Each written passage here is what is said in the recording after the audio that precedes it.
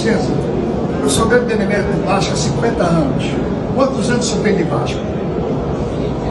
Não, eu estou falando, você é bem intencionado, mas o Vasco foi vendido a um traficante. O Vasco foi vendido para um Salgado, que roubou o Vasco. Além de ser um grande pederasta, ele roubou o Vasco. Essa é a verdade. Eu fiquei 72 horas preso para fazer oposição a ele. Quem ganhou a eleição da outra vez não foi ele. Ele roubou a eleição. O senhor me perdoe, o senhor é bem intencionado, não vai acontecer nada. Você vai anular a venda do Vasco? Se o senhor for anular a venda do Vasco, aí eu acredito que eu acho. O Plantão Vascaínos trouxe essa cobertura aqui hoje, assim como o podcast e tantos outros canais de YouTube estiveram mais uma vez em São Januário para cobrir protestos da torcida. Protestos que aconteceram hoje, estão acontecendo hoje nesse domingo. Eu tenho 48 anos de Vasco. Casaca! A turma é boa, é regular! Vasco! A manifestação da torcida não reflete apenas a insatisfação com o momento atual dentro de campo.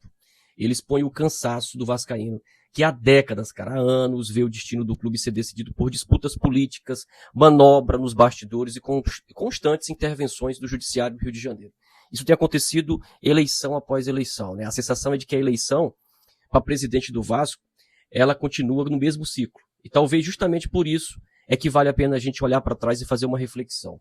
O Vasco parece viver um roteiro que insiste em se repetir. Mudam-se os presidentes, mudam os grupos, ou não, né? Os grupos são quase sempre os mesmos, mas a história continua praticamente idêntica. Nas últimas eleições do clube, por exemplo, várias judicializações, liminares, acusações de irregularidades, confrontos entre torcedores e disputas pelo poder. E essas disputas foram decididas nos tribunais.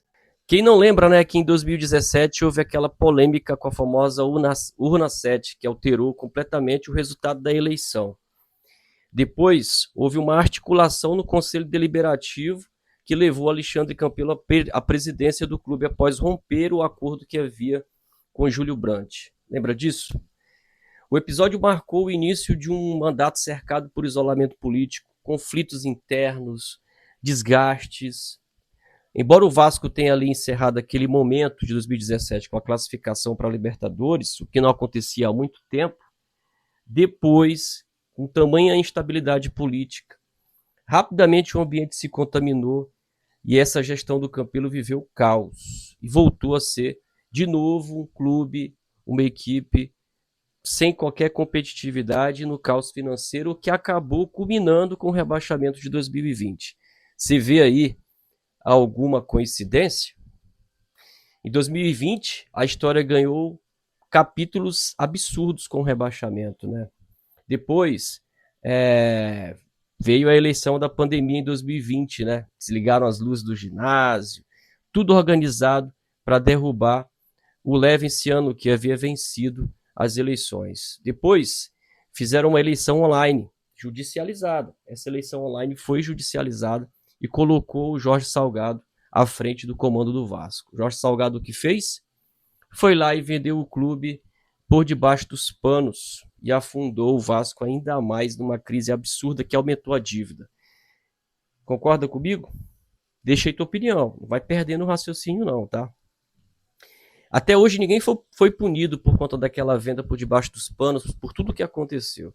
E em 2023, novamente, o processo eleitoral foi marcado por atrasos, pedidos de impugnação, tensão entre as chapas e até mesmo episódio de agressões. Embora o Pedrinho tenha vencido a eleição, o ambiente permaneceu conflituoso. Naquele mesmo ano, 2023, o Vasco passou praticamente todo o campeonato lutando contra o rebaixamento e só garantiu a permanência na Série A na última rodada, como tem sido, né? E mais uma vez a turbulência política caminhou lado a lado com o sofrimento esportivo, com a humilhação do torcedor. Talvez seja justamente aí que esteja a maior reflexão que a gente precisa fazer, né, cara? Até quando a gente vai viver isso? Por isso que a torcida não aguenta mais esses bastidores políticos do Vasco. Naquela época, Campelo terminou isolado politicamente e rejeitado pelos sócios. Salgado encerrou a sua gestão cercado por críticas relacionadas à condução da SAF e também a asfixia financeira que ele deixou. E agora é o Pedrinho, um dos maiores ídolos da história do clube, que enfrenta um cenário igualmente turbulento. Sem falar do que fizeram com o Dinamite, né? Bom, mas depois de romper com a gestão da SAF e denunciar os problemas financeiros, Pedrinho passou a enfrentar uma disputa intensa. O próprio Pedrinho afirma ter sido alvo de uma articulação política nos bastidores, enquanto que a justiça, em paralelo, determinou seu afastamento, e o Pedrinho falou que estão usando da caneta para fazer isso. A mesma coisa que fizeram quando ele assumiu também, né? Então, todos precisamos chegar a uma reflexão, cara. Política no Vasco não tem cura. E a gente só quer que o Vasco volte a resolver os seus problemas, como foi lá no passado, quando a gente ficou independente, com o estádio construído pelos torcedores. Com a força da torcida chegamos às glórias. E a gente precisa reviver tudo isso, refletir, para poder passar por isso, como sempre foi, né? Resistência. Resistência. E que o judiciário não venha intervir, que o judiciário não seja usado como manobra de intervenção o tempo inteiro na instituição. Concorda? Gostou? Deixa aí tua opinião. Se gostou, deixa o like, comenta, compartilha. Leve esse conteúdo aqui para mais amigos vascaínos refletirem e seguirem também a página. Um forte abraço.